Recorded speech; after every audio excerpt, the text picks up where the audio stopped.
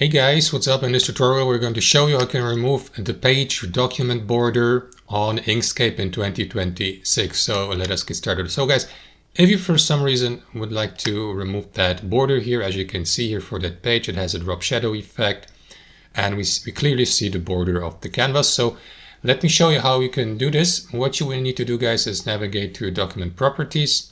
To do that, right click into your editing page here, select document properties, or use the shortcut Shift-Control-D. And here navigate to the display tab in the top left corner. Here to the right, you will see the display/border settings. So you may apply, for example, a border color here or a page color.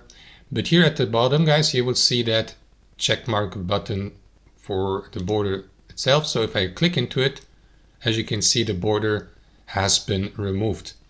Another option would be to click into the color, a border color here, and apply a 100% transparent border. So that is going to remove that color as well, or the drop shadow. And all we see now is that page without the border. So that's how it works, guys. Thanks for watching and have a wonderful day.